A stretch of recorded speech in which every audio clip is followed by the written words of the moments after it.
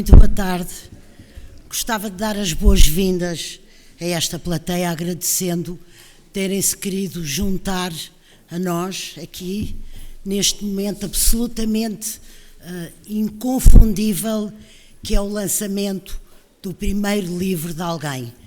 E nesse sentido eu tenho que também agradecer ao João Vanzeler esta prova de confiança, o João, grande amigo e parente, esta prova de confiança de me ter convidado para aqui estar, mas dizer-lhe que exatamente eu gosto, tenho orgulho em estar aqui a testemunhar e de algum modo a colaborar com o ato do lançamento do primeiro livro, como se fosse uma primeira pedra. E eu, ao ler este, percebi logo que vêm outros, por isso é que insisto no primeiro. Queria saudar a mesa, o Dr. Sousa Ribeiro, presidente das edições Afrontamento, o Mário Cláudio, a quem felicito pelos 50 anos de vida literária tão jubilosos, o meu colega Germano Silva, se é que me posso atrever a ter a prosápia de achar que sou sua colega, com a sua carreira, o seu doutoramento, e o Gaspar Martins Pereira, a quem muito admiro pela coisa que mais invejo no mundo, que é o saber. Vamos conversar sobre o Porto, vamos conversar sobre o livro, e o Porto vai fazer a óbvia e a melhor das passagens para o livro do João Vanzeler, o Johnny Boy, que agora nasce e que certamente deixará de ser dele para passar a ser de todos vós. Germano, começo pelo colega. Faz sentido, há pouco estávamos a discutir isso, falar do Porto, da cidade do Porto, como tendo sido algo de soturno ou de mais baço e agora ser uma cidade alegre. O que é que faz, o que é que mobila o soturno, o que é que faz de uma cidade alegre? Boa noite a todos. Muito obrigado ao João por me ter convidado para estar aqui presente. Faz todo sentido.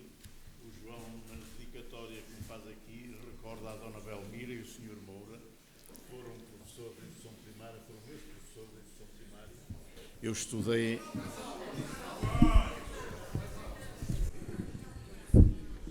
Bom, não é muito católico por causa das fotografias, está com isto na mão, não é? Mas faz todo sentido, porque o Porto de hoje não tem nada a ver com o Porto dos anos 40 e dos anos 50. O Porto dos anos 40 e dos anos 50 era uma cidade intimista, uma cidade que acordava cedo com a sirene das fábricas a chamar os operários para o trabalho, com as vendedeiras ambulantes. As primeiras eram as leiteiras, que depois vinha a padeira, as hortaliceiras, e as peixeiras vinham mais tarde. Toda essa vivência desapareceu porque o Porto modificou-se, o Porto alterou-se também, portanto, e alterou-se para melhor.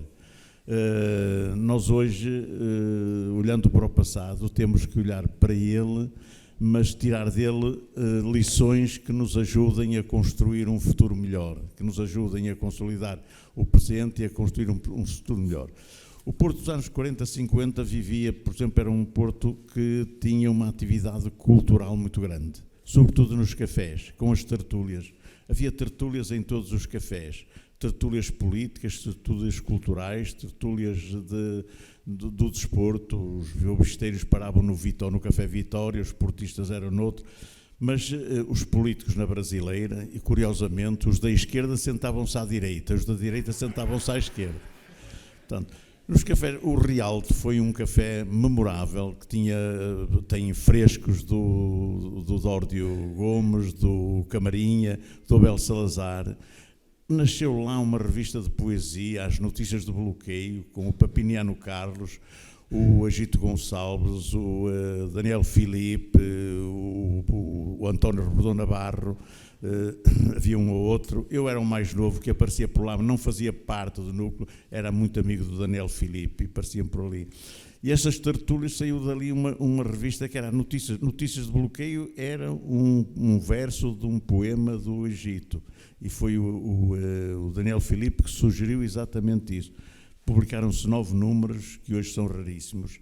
E havia, por exemplo, havia Café Primos, que era um misto de café e de confeitaria, onde paravam já intelectuais, mas uns intelectuais, o Eugênio de Andrade, o Arménio Losa e a mulher, a Ilse Losa, o Egito às vezes passava por lá, e foi nessa casa, foi nesse café que um dia o Egito vinha do Teatro Experimental do Porto, e o Eugênio perguntou-lhe, então a peça, não deixa a PIDE, não deixa vir o encenador, não temos encenador, e o Eugênio disse-lhe, olha, mete-te no carro, vai a Moledo, fala com o António Pedro, e o António Pedro veio para o Teatro Experimental.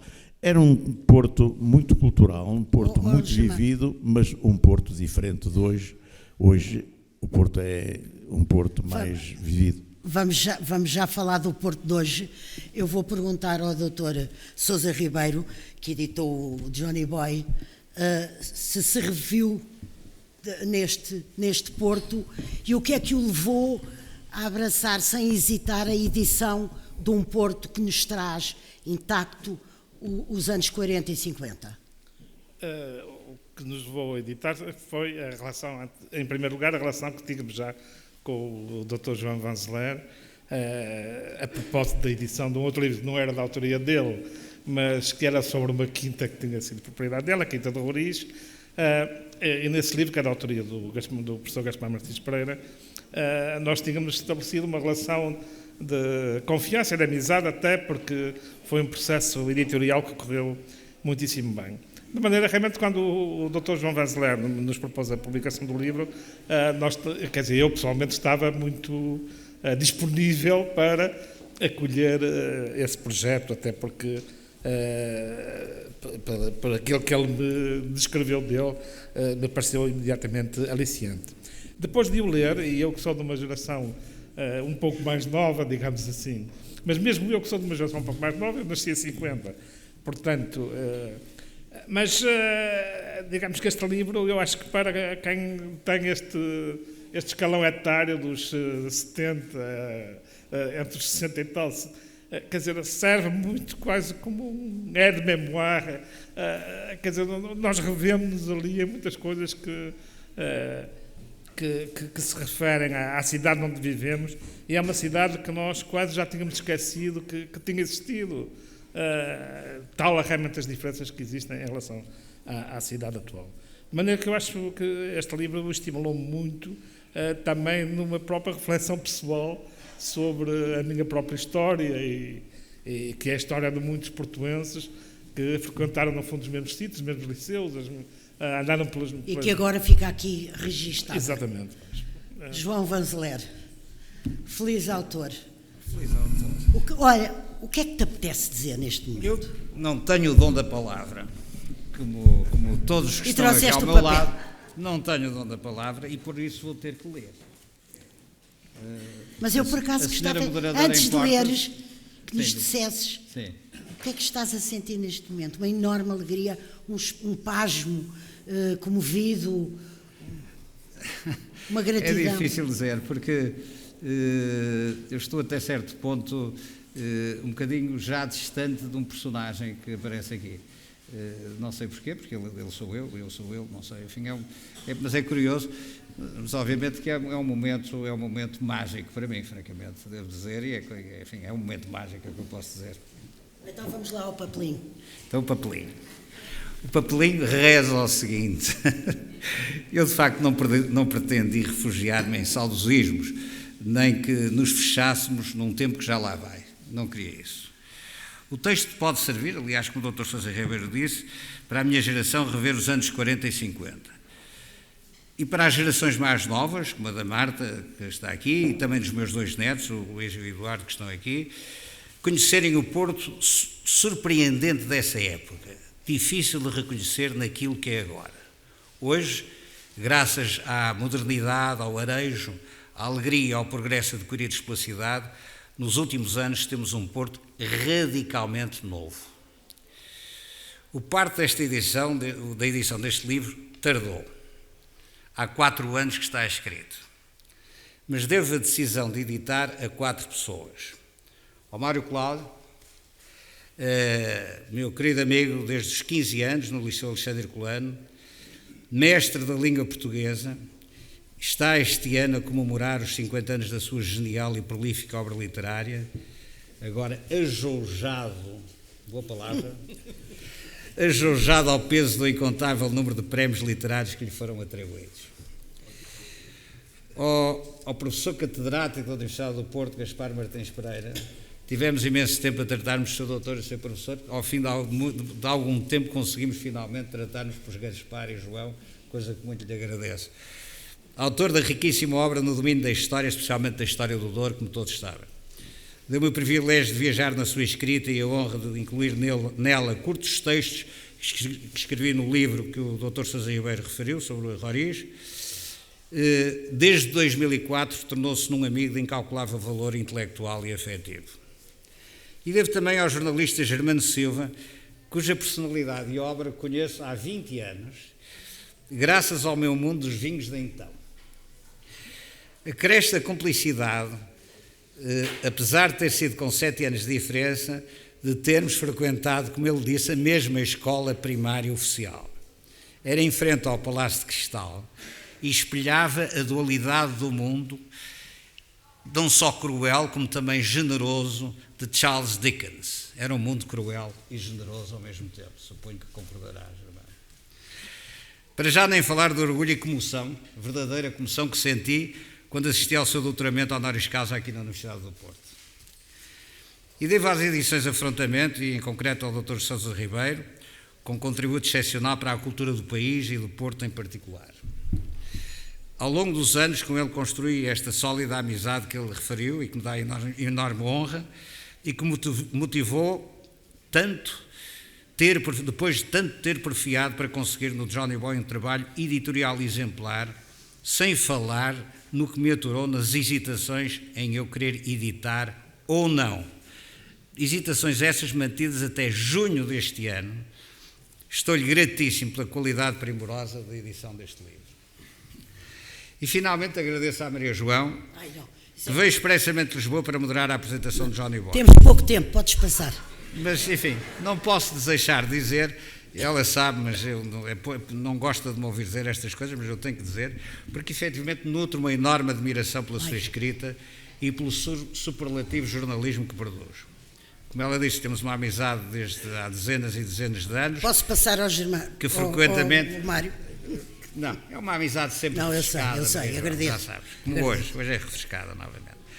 Foram também decisivos para o livro chegar a vias de facto ao encorajamento da Vera, que está aqui, minha alma gêmea, e a 4 outras pessoas aqui presentes cujo empenho na apreciação da coisa, chamou o livro Coisa, foi inexcedível. Uma palavra de reconhecimento para a generosidade dos que colaboraram na Casa das Artes e também para as 2 descendentes do Jan Heinrich Andersen, a Sandra Leitão e a Olga Rio de Lacerda, que ajudaram a organizar esta apresentação.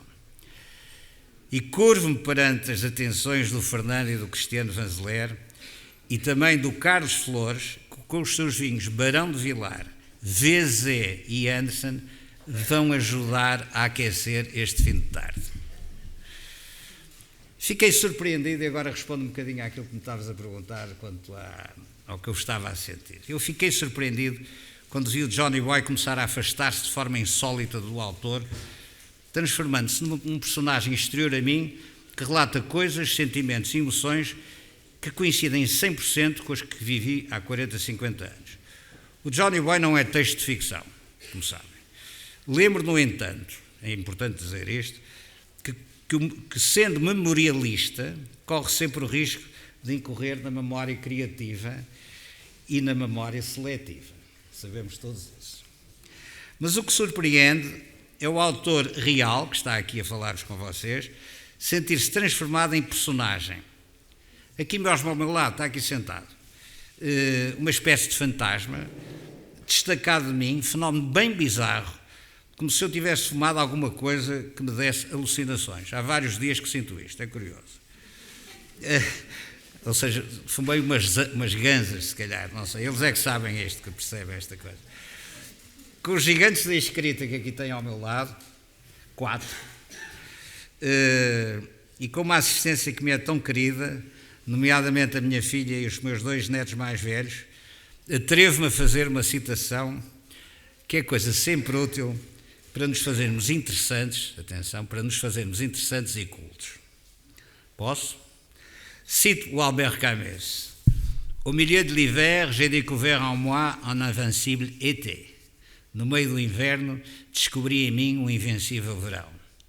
São todos os que aqui estão, neste quase inverno frio e úmido, oferecerem o calor de verão que hoje me invade a alma. Muito obrigado.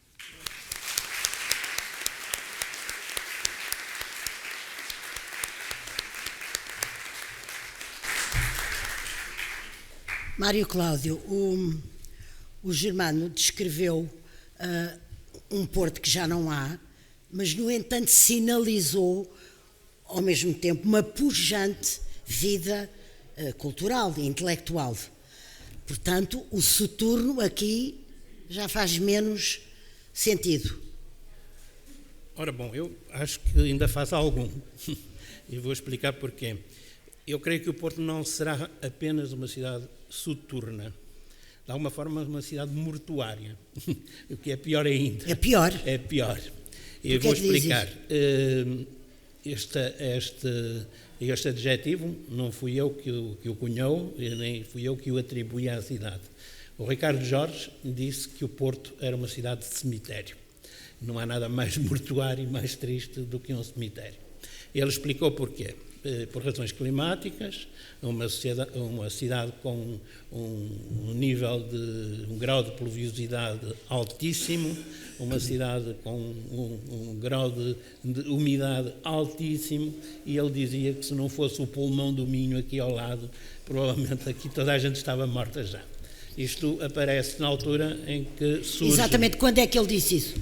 Surge na altura em que se declara uma epidemia de cólera aqui no Porto, importantíssimo. Em que década? No século XIX, portanto isto é lá para trás, e temos também que atribuir a isto algum ingrediente romântico, não é? Ele era um cientista, mas também foi, de alguma forma, tocado pela emotividade da época, que era o romantismo. A cólera que aqui apareceu era um tipo de cólera tão invulgar, tão fora do comum, que ficou conhecida internacionalmente por Le Mal de Porto. Ora, uma cidade que tem uma doença com o seu nome não é, de certeza, uma cidade muito alegre. No entanto, o Porto tem explosões de alegria, de euforia. Uma delas é a Noite de São João, não é?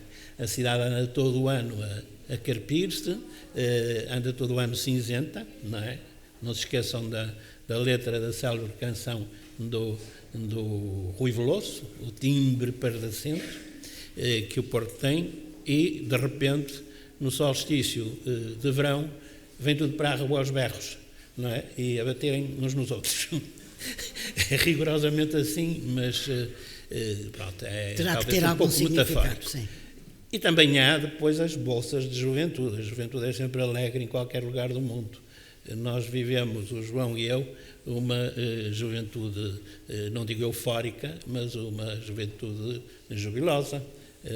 Estávamos todos muito bem dispostos. Eu ainda não sofria da dor ciática, que neste momento me ataca. O João provavelmente não teria outras queixas.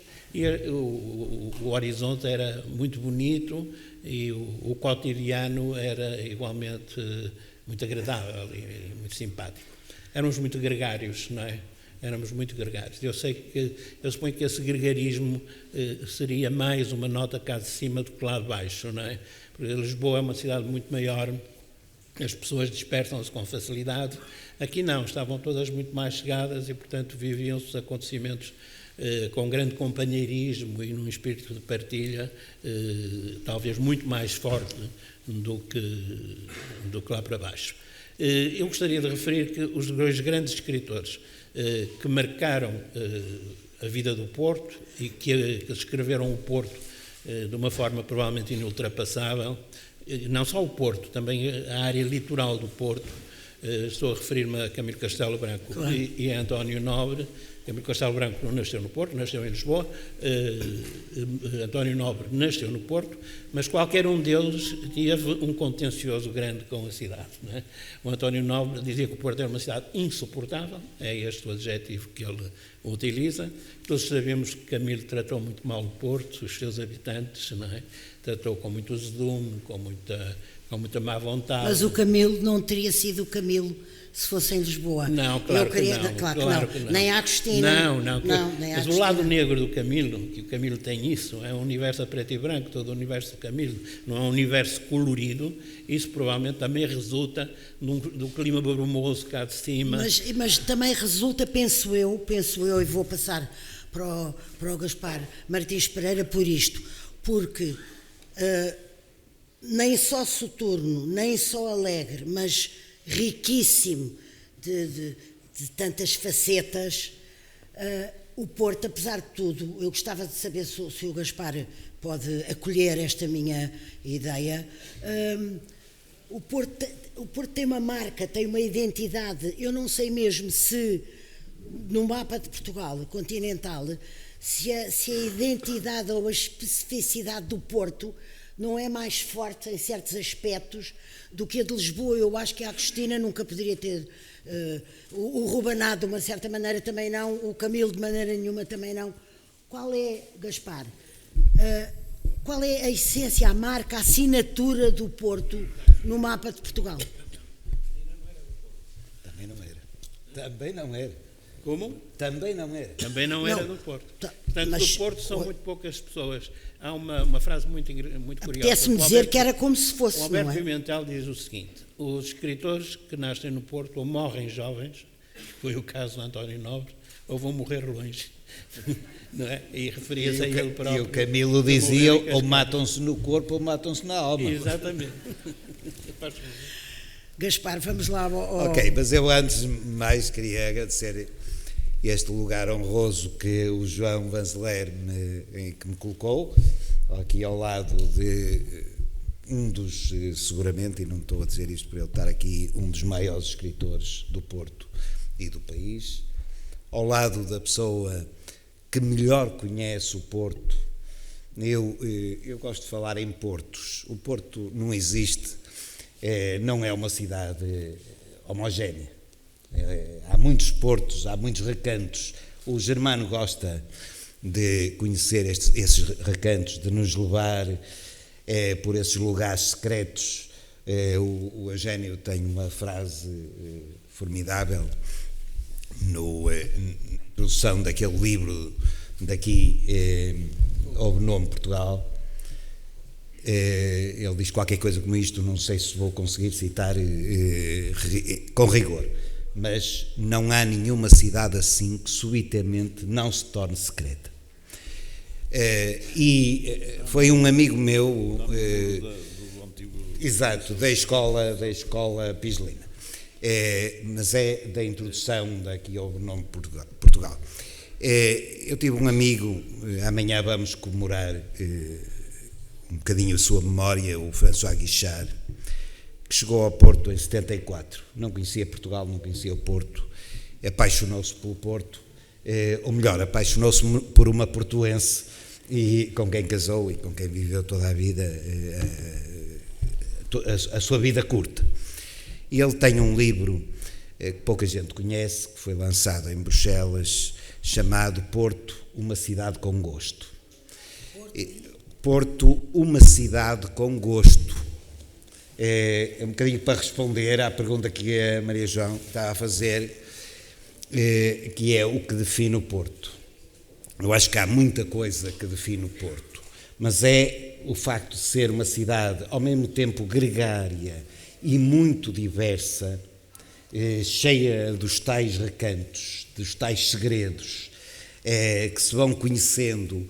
E o Guichard, nesse texto, que é um texto de umas 50 páginas, talvez, ele descodifica isso. Ele chega ao Porto vindo de comboio de Lisboa e atravessa um bocadinho como ao Carros-T, no Porto Sentido, e atravessa e vê o Porto, vê o postal, vê o cenário, e acha uma cidade lindíssima. Ele diz que talvez uma das cidades, e ele conhecia todo o mundo, era geógrafo, e ele depois diz, mas eu chego, entro no Porto e o Porto parece-me terrivelmente triste. Uma cidade, eu não vejo ninguém, mas entretanto, isto passa-se num dia de inverno, a chover, entretanto entro num café e conheci o Porto, porque entretanto percebeu como é que a cidade triste se transforma numa cidade alegre, naquilo que o Germano dizia há pouco, mas que se multiplicaria, e eu iria para os anos 40, 50 mesmo, não porque eu tivesse vivido, mas porque vivi as décadas seguintes, 50, 60, sobretudo 60 e 70 no Porto, de resto, na Rua Miguel Bombarda, talvez o João não saiba disso, mas vivi nos anos 70 na Rua Miguel Bombarda. E não porque eu conheça, mas o Germano já o disse, o Porto era uma cidade de tertúlias, de muitos encontros, mas esses encontros não eram encontros de toda a gente, é evidente. O encontro de toda a gente era à noite de São João. Mas não só. A quantidade de festas, o Germano tem em muitos livros isto, o Senhor da Pedra, o Senhor de Matosinhos, as festas aqui era quase obrigatório ir. Toda a gente ia. E ia desde o século XIX, não é desde os anos 40, mas nos anos 40 ia-se intensamente.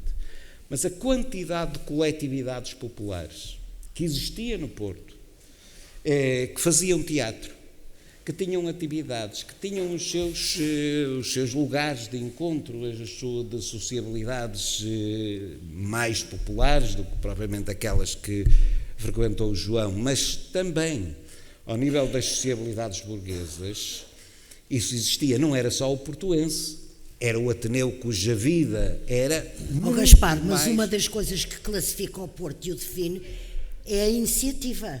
A iniciativa sempre foi sempre uma terra de iniciativa, o Germano, ao falar, e o Mário Cláudio, ao falarem de escritores do Porto, mas podíamos meter aqui os cineastas do Porto, podíamos meter os pintores do Porto dos anos 40 e 50, do Salão dos Independentes, o António Cruz, claro, mas o Júlio Pomar, a quantidade de... o Abel Salazar e muitos os homens do Salão dos Independentes, que é dos anos 40 justamente, mas também depois os 420 que lançam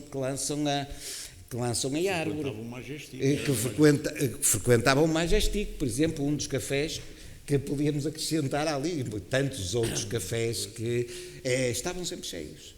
E eram importantes, eram pontos importantes de sociabilidade. Mas eu estava a falar mais das coletividades populares. As coletividades populares ainda restam algumas. A Mocidade da Rábida, por exemplo, ainda está lá, de pé. A Mocidade da Rábida tem mais de 100 anos. Mas havia os modestos, havia a quantidade de coisas que a atividade até cultural, mas sobretudo como pontos de encontro. Também há uma história de Porto de não desistência. Não, mas é que eu ia fazer o contraponto aqui. O Porto deixou de ser qualquer coisa, atenção.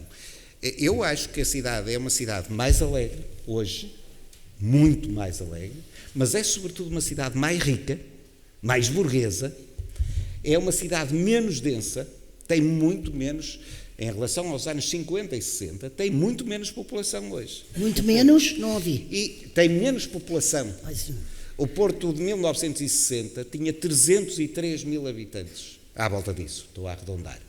Hoje tem 300 e tal, tem 200 e tal, 230 à volta disso, perdeu 60 ou 70 mil habitantes. Mas não perdeu em todo lado, perdeu sobretudo no centro. O Porto era uma cidade popular, mas era uma cidade sobretudo ancorada no Rio, não é? O Manuel de Oliveira, no Douro Faina Fluvial de 31, no Aniquibobó de 42, no Pintor e a Cidade de 56, está sempre lá o Rio e um rio de trabalho.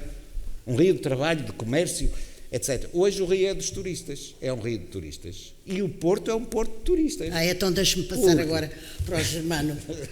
Não, e depois nós continuamos a conversar. Claro. É porque eu gostava que o Germano nos retratasse, para organizarmos um bocadinho estes vários portos, como disse o Gaspar e bem. O Porto hoje, eu almocei hoje numa rua onde ninguém falava português, no centro. Ninguém, a não ser... minto, a empregada que me estava a dar o risoto era brasileira. Fala português, mas era estrangeira. Portanto, o Porto hoje é de quem? O Porto hoje é património da humanidade. Da minha, com certeza. Da minha é um porto cosmopolita. Nós estamos a viver, quem estudar a Idade Média, nós estamos a viver hoje um período que na Idade Média foi muito semelhante, que era com os peregrinos. Na Idade Média os peregrinos andavam por aí todos e criavam albergarias para dar agasalho, para recolher os peregrinos. Hoje são hotéis, constroem-se hotéis para os turistas. Eu lamento só que, de facto, os turistas andem a olhar uns para os outros. Nós chegarmos à Ribeira, vemos que eles andam a olhar uns para os outros, porque já não há gente na Ribeira. Há pouco tempo veio uma réstia de sol, depois deste inverno, desta chuva contínua, veio uma réstia de sol e eu fui lá para baixo, para Miragaia, para a Ribeira, e já não vi o estendal de roupa que havia nas varandas, que surgia logo, mal vinha uma réstia de sol, aparecia. Agora já não há, porque já não há ninguém lá que estenda roupa. Portanto, quer dizer, é um grupo de turistas. Eu não estou contra os turistas, eu pelo contrário. Com certeza, nem a minha pergunta visava isso. Os turistas têm beneficiado e a cidade beneficiou muito com este boom turístico que estamos a sofrer, porque houve recuperação de casas, houve recuperação de ruas, nós tínhamos aí ruas que estavam completamente abandonadas e hoje têm uma vida extraordinária. A Rua das Flores, por exemplo. Muito revitalizado. Portanto, foi muito revitalizado e, portanto, eu acho que isso é... Agora, nós não podemos deixar de ter em atenção as pessoas que cá vivem. As pessoas, que o Porto é uma cidade... fala-se muito em bairrismo, eu acho que é uma cidade de caráter, é uma cidade...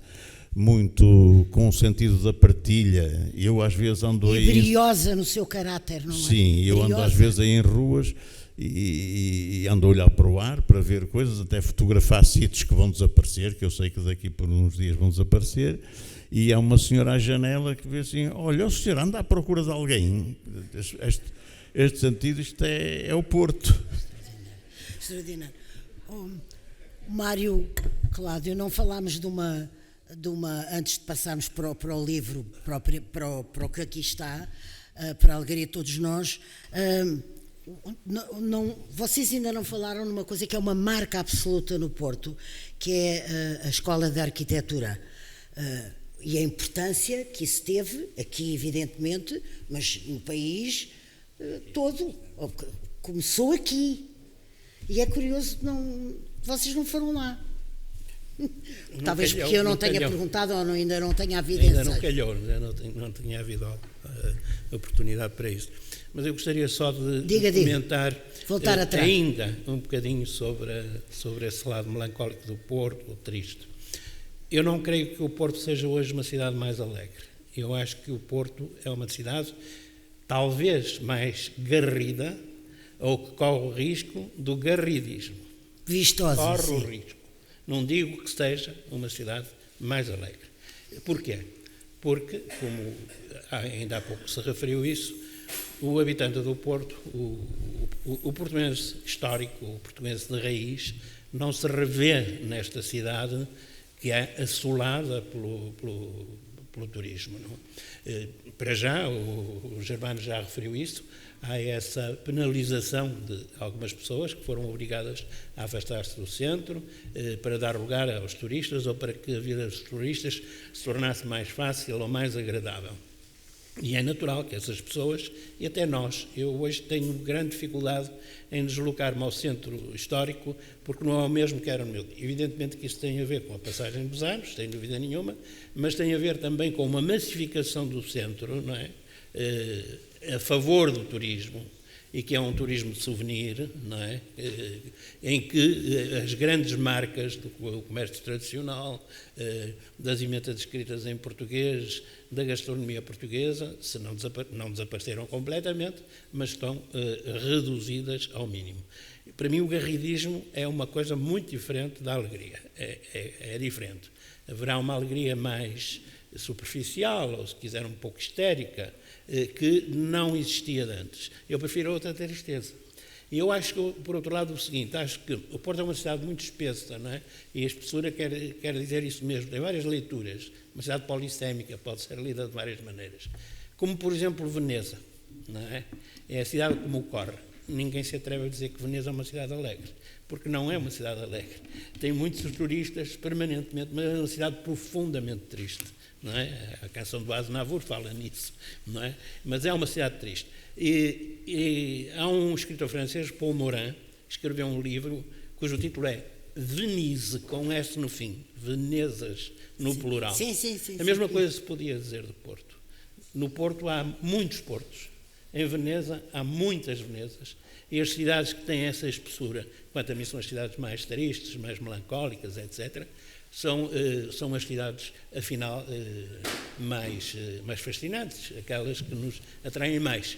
Ninguém vai dizer que Londres tem muitas Londres, não é verdade, nem Paris. Londres é Londres e Paris é Paris. Mas há outras cidades que nos remetem para planos, para outros planos. Nós aqui no Porto, de repente, podemos nos dar conta do mundo britânico, se formos ali para o Infante Dom Henrique, ou podemos nos aperceber que há ali um resquício das avenidas francesas, sobretudo dos Boulevards de Paris, ali na zona do Prado de Repouso, com aquelas ruas com árvores, etc. Podemos encontrar, por exemplo, naquele talude, à entrada eu muitas vezes penso nisso, do túnel da Ribeira, e que é o talude que fica por baixo do Paço Episcopal. Ali há umas palmeiras, parece uma coisa de Marrakech, de repente, não é? São essas coisas que estas cidades têm, porque não são padronizadas, não é? Isso não é absolutamente maravilhoso. É uma herança, um privilégio, um bem.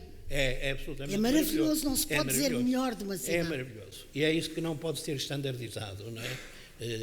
Às vezes as pessoas falam, por exemplo, a propósito das célebres ilhas do Porto, não é? Aqui em Lisboa se chamavam vilas, não é? Que eram habitadas por pessoas com baixo nível económico, portanto eram às vezes olhadas até com uma certa sobranceria pela classe média, etc. Ora bom, essas ilhas eram muitas vezes mananciais de humanidade, não é? Daquela partilha de que falou o Germano, não é? Podia haver de vez em quando grandes zaragatas, problemas de alcoolismo, de doença, etc., mas as pessoas partilhavam a vida. É engraçado que, se me permite, só para contar uma história curta, muito rapidamente. Há um jovem fotógrafo chamado Leonel de Castro, que foi meu aluno na Escola de Jornalismo e que tem sido muito premiado. É um fotógrafo extraordinário. É fotógrafo do Jornal de Notícias, fotojornalista, mas que tem feito exposições espantosas. E fez, ultimamente, uma exposição sobre os cuidadores, que são aquelas pessoas que têm um doente a seu cargo e têm que olhar por ele e cuidam dele. E às vezes pensa-se que têm uma vida muito difícil, não é? Percebe-se perfeitamente, tem uma vida muito difícil. E uma das fotografias era um pai ainda relativamente jovem, 30 e tal anos, com um filho que estava acamado com 12 anos. A mãe tinha saído, desapareceu do grupo familiar. E então o que acontecia? Acontecia que aquele pai era um canceroso e o miúdo, com 12 anos, era também um canceroso. E o miúdo já estava com o cabelo rapado, todas aquelas características das pessoas que sofrem de cancro. E eu perguntei o que é que aconteceu a esta gente. E o Lionel, o fotógrafo, conhecia muito bem a história, viviam num bairro periférico, desses bairros dos Camarários, né? Me disse, olha, o pai morreu e o miúdo ficou só. O miúdo ficou só, mas a gente toda do bairro juntou-se, não é? É ele que trata dele, que o alimenta, que estão lá, revezam-se uns aos outros para tratarem no miúdo. E isto acontece num bairro social, não é? E eu pergunto se um fenómeno desta natureza poderia ocorrer num condomínio fechado. Talvez pudesse. É difícil, difícil, porque para já as pessoas diriam o seguinte, ele tem meios, não é? E como tem meios não precisa de ajuda, não é? O miúdo tem dinheiro, porque ficou do dinheiro do pai. Há sempre alguém que deita a mão a quem tiver meios. Quem não tiver meios é complicado.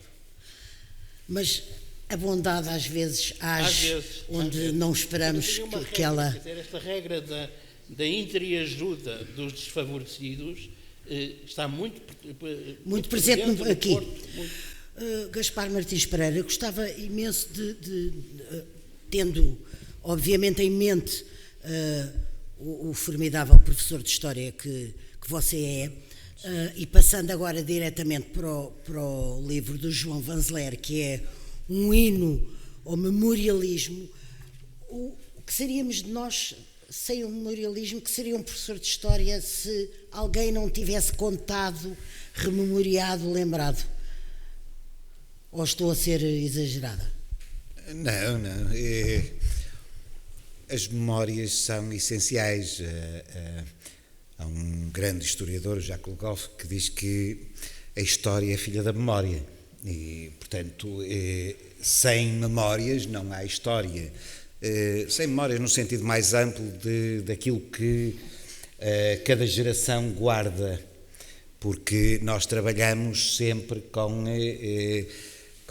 vestígios, diria que somos mais arqueólogos do que historiadores, porque de facto nenhuma vida se reconstitui peça a peça, nem teria se calhar nenhum interesse. Portanto, o que nós fazemos é selecionar dentro daquilo que foi sendo deixado, sendo que muitos documentos, que é o nosso material, a nossa fonte de informações, são os documentos, mas os documentos podem ser documentos, digamos, primários, ou seja, aquilo que um livro de uma empresa, um diário, um caixa, que serve para quem faz as atas das assembleias de uma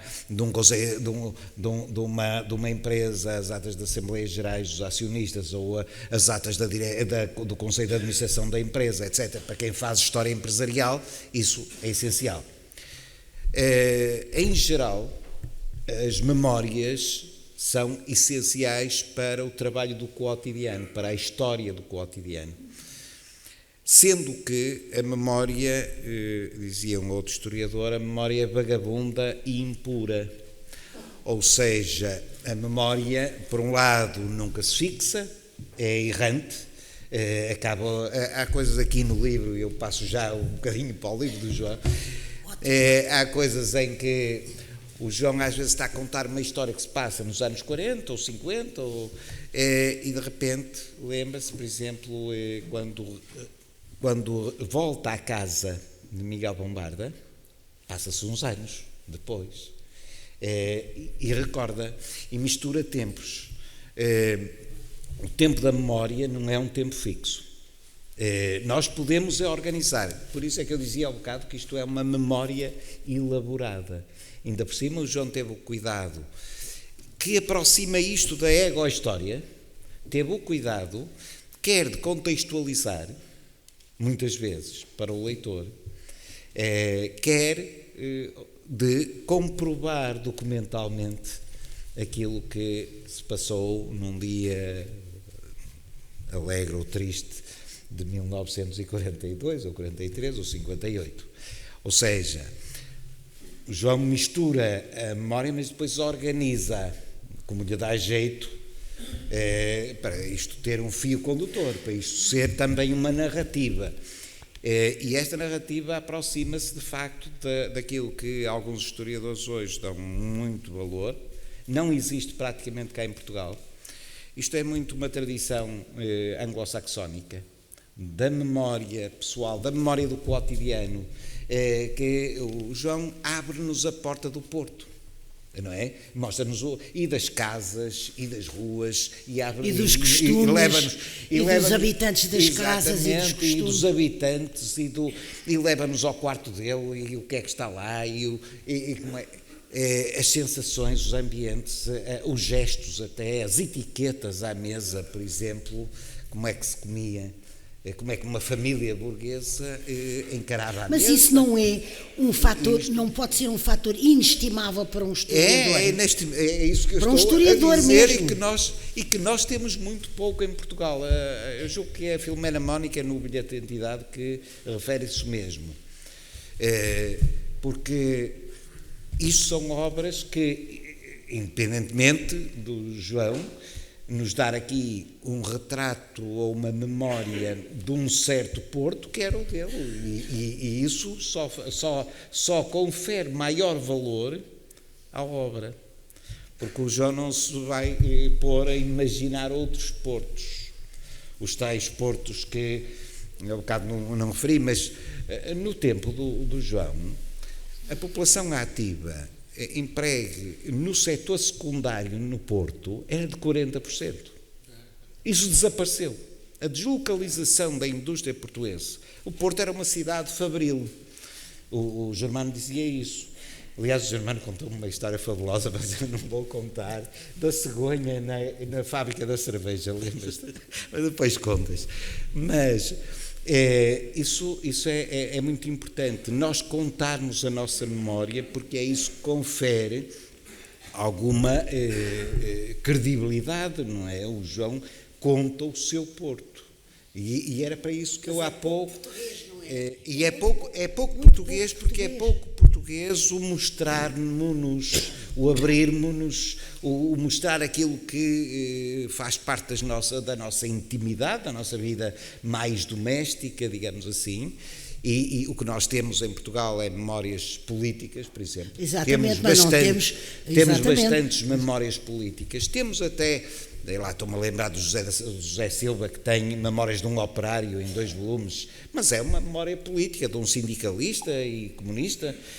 Não temos memórias do cotidiano. Isto aproxima-se bastante daquilo que os ingleses chamam, na história do everyday life, a história do cotidiano, mas no sentido não à francesa, mas à inglesa, que é muito mais profunda, vai muito mais àquilo que é o hábito, o gesto, as relações, os ambientes, etc.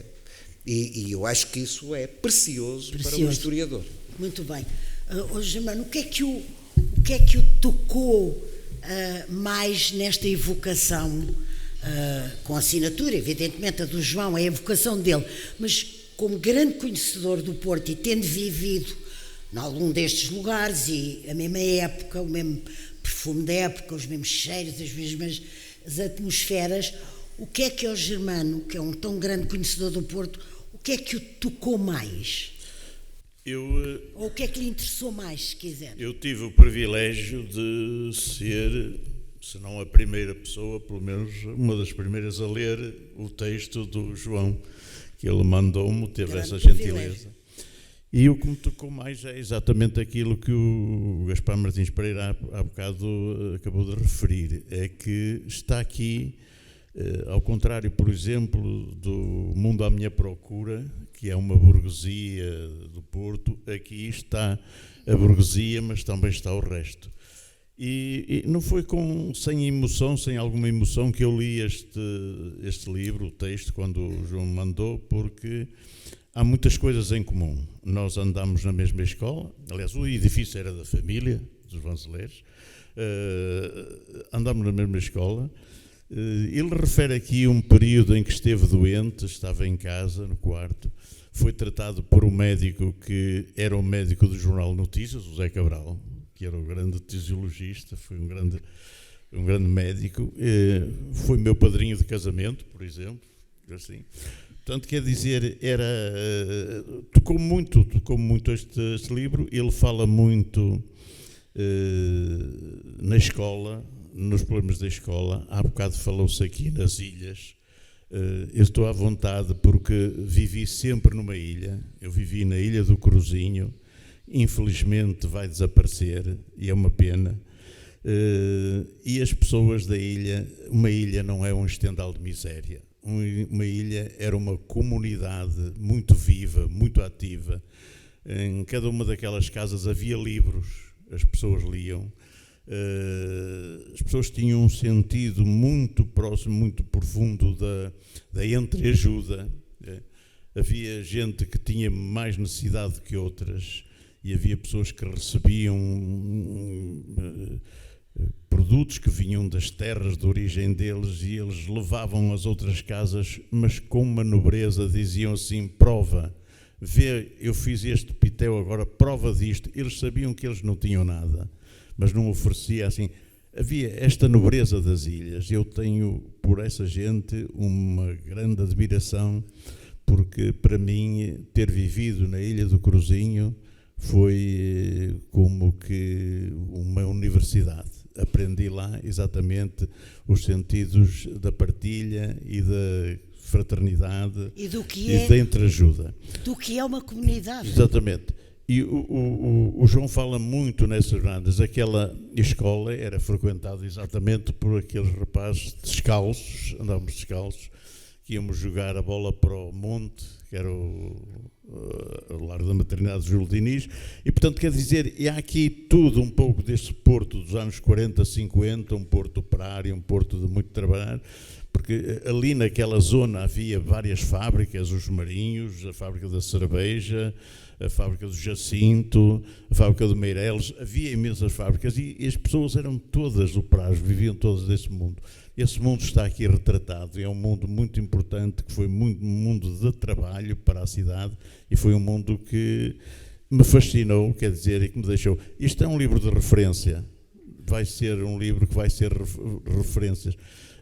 O Gaspar Martins Pereira já acentuou a parte iconográfica. De facto, eu fico admirado, ainda há bocado comentava aqui com o Mário Cláudio, que até o bilhete do cinema o João guardou para documentar e que documenta tudo isso. É um livro muito importante. Mário Cláudio, uma das coisas que mais me tocou no livro do João foi a desarmante simplicidade do assumir que para poder fazer uma viagem um pouco mais longe de elétrico, o almoço nesse dia era uma sanduíche, ou que para comprar os repousados Vitória e pôr na caderneta, aliás, a minúcia é maravilhosa, a minúcia com que é contado o fazer da caderneta dos repousados Vitória é uma coisa admirável. Mas para falar na simplicidade, há este lado também muito pouco vulgar, se quiser, pouco comum, de uma pessoa com esta simplicidade tão tocante, que nos toca fatalmente, se assumir, mas sem sombra de pretensão. O Mário Cláudio acompanhou tudo isto, é amigo do João há tantos anos. Pois o que acontece é que, de facto, o João é um homem raro, muito raro, não é? Porque é uma simbiose de duas naturezas que normalmente convivem mal, não é? Por um lado é um pragmático e por outro lado é um emotivo. Ele é as duas coisas num só, não é? Eu, que sou talvez a pessoa que me conhece melhor, sou eu, não é? Não sei. Às vezes não, em pois, princípio. não temos a certeza disso. Quiser, não é científico. Se eu estabelecesse um confronto, eu dizia que eu sou um desequilibrado, não é? Porque tenho muito mais de emotivo do que de pragmático. E o João é isso. E este livro reflete isso. Reflete isso, primeiro, porque é uma belíssima construção. É um livro muito bem edificado, com documentação, que não é visível nem atirada à cara das pessoas. Não. Mas está lá nos alicerces, não é? E, por outro lado, é um livro daquilo que hoje se chama, de uma forma que se tornou um pouco casta, um livro de afetos, não é? E os afetos estão lá todos. E estão de uma maneira que eu considero exemplar. Estão sem pose, não é? É muito fácil para quem escreve as memórias assumir uma posse, ou para quem escreve uma autobiografia, construir uma espécie de autobusto, não é? E o João não faz isso, nem tem essa posse, nem faz qualquer, como a Maria João sugeriu há pouco, nem faz o mínimo lifting da vida, não é? Nada. É como ela está. É como ela foi. Como ela apareceu, ele conta coisas que normalmente Ele contou o que foi. não se contam, não é? As pessoas vão ler os livros, vão descobrir. Enfim, ele fala com a mesma facilidade das férias no Douro, com que fala de, por exemplo, essas fases difíceis para a família, em que não havia grandes disponibilidades, ou que fala, por exemplo, dos bordéis do Porto, não é? E isso é uma coisa que raramente se faz. Ele faz isso magnificamente. Eu acho que este livro tem 2 antepassados no memorialismo português, e eu nunca lhe disse isso a ele. Ele não é homem para ficar vaidoso, mas de qualquer forma também não quero que ele fique, e que é o seguinte, que são os 2 livros seguintes. São as Memórias do Marquês da Fronteira e a Lorna, em que também tudo está dito. Mas que elogio. Exatamente, que são fabulosas. Fabuloso. Não é? E também as Memórias do Raul Brandão, que sendo memórias políticas, são também memórias da alma, memórias do coração, memórias dos afetos, memórias da vida de todos os dias. Portanto, uma pessoa é feita disso, não é? Como? Uma pessoa é feita disso que acabou de Exatamente. dizer. Não é só uma peça. Absolutamente. Portanto, eu acho que este livro o João andou lá pela África durante muito tempo, e este livro é uma lança em África, sem dúvida nenhuma. Muitos João, parabéns. Não é? estamos quase a acabar, mas eu tenho uma curiosidade que provavelmente será partilhada pela plateia e por esta ilustre mesa, que é como é que se coleciona o tipo de tão variado de documentação que tu foste, desde o bilhetim até à carta, e com tanta mudança de casa, de país, sei lá se de continente, já era uma coisa premonitória. Eu vou guardar isto porque um dia vou precisar, vou querer, por não se poder. Por exemplo, há pessoas que deitam fora, rasgam. Tu não fizeste nada disso. Porquê? Desconheço. Eu tinha, por motivos impossíveis de identificar, eu guardei dezenas de agendas, ano após ano, de tudo o que fazia. De quem é que me ia visitar, com quem ia ao cinema, quem eram as namoradas, com quem é que ia para a escola, se ia descalço, se ia calçado, quem é que me tinha dado um estalo, etc. Tenho tudo isso em agendas pequenas. Portanto, isso é muito fácil. Além de que eu penso, e enfim, e tomando um bocadinho o que sai aqui desta conversa tão iluminante que estes meus 3 amigos, nossos amigos, nos deram, é a impressão digital que o Porto cria em qualquer pessoa que aqui tenha nascido ou que aqui tenha vivido. É verdade. Eu penso que eu vivi em muitos sítios, eu vivi em Nova Iorque, eu vivi em Londres, vivi em Madrid, eu vivi em Luanda, e passei 30 anos fora deste país. E eu penso que isto só é possível ter acontecido, e por isso é que eu me encontro um bocadinho distante do Johnny Boy, não é? Eu penso que isto só é possível ter acontecido por causa da força do que me aconteceu aqui no Porto durante 18 anos. Ou seja, foi tão forte que ficou. O Porto estruturou até inclusive a própria memória. A memória ficou. Perguntam-me, enfim, muitas pessoas que estão aqui, a Vera em particular, como é que é possível lembrar-se disso? Não sei. Desconheço. Ajudarmos junto com os carros. Mas isso é interessante, porque eu ao princípio perguntava que há uma espécie de assinatura do Porto. Eu sinto isso, eu não sinto a mesma coisa em Setúbal ou em Leiria ou em Viana do Castelo. E são cidades que eu conheço bem. Aqui há essa qualquer coisa que é um misto de uma identidade ou de uma marca que provavelmente é, como disse o Mário Cláudio, os vários portos e as várias ilhas que compõem a... É muito engraçado que em relação aos vários portos havia uma coisa que nunca ouvi, não ouço muito referir. Temos isso, que acabar. Que é, eu acho que basicamente dentro destes portos que foram aqui identificados, há 2 portos que eu descobri quando mudei de liceu. Eu estudei do 1º ao 5º ano no Liceu Dom Manuel II, e depois, sem saber bem onde é que estava no Liceu Dom Manuel II, e depois atravessei a Avenida dos Aliados, e muito lá para cima, para o Bonfim, onde encontrei aqui o Rui, que eu trato por Rui, ele chama-se Rui Barbosa, não se chama Mário Cláudio, fui para Alexandre Herculano e descobri um Porto diferente, uma sociedade diferente, e dividi, eu não sei se o Gaspar, não sei, enfim, eu encontrei uma diferença entre o Porto Ocidental e o Porto Oriental, e o enriquecimento que eu adquiri com o Porto Oriental foi absolutamente extraordinário, porque era uma sociedade diferente, era um mundo diferente, as pessoas eram completamente diferentes daquelas que eu tinha conhecido do Liceu Dom Manuel II, e no meu mundo, ali da zona, que eu passei a perceber que tinha uma espinha dorsal, que era a Avenida dos Aliados, e que tinha um Porto Oriental e um Porto Ocidental. Isso foi uma coisa absolutamente, e que deixou uma marca colossal. E tudo, quer dizer, esta coisa, uma coisa que aqui não se fala no aspecto da escuridão do Porto, é o granito. O granito confere à cidade um tom sombrio. E o granito com chuva e com umidade ainda mais sombrio dá à cidade e à atmosfera. Tudo isso cria uma possibilidade de interiorização do dia-a-dia. Claro. E penso que os climas deste tipo conferem à pessoa a possibilidade de viver uma vida interior muito mais intensa. E obviamente que isso ajuda à memória. Muito bem. Olha, eu queria despedir-me dizendo uma só coisa. Têm muita sorte em ser daqui. Têm muita sorte em ser daqui.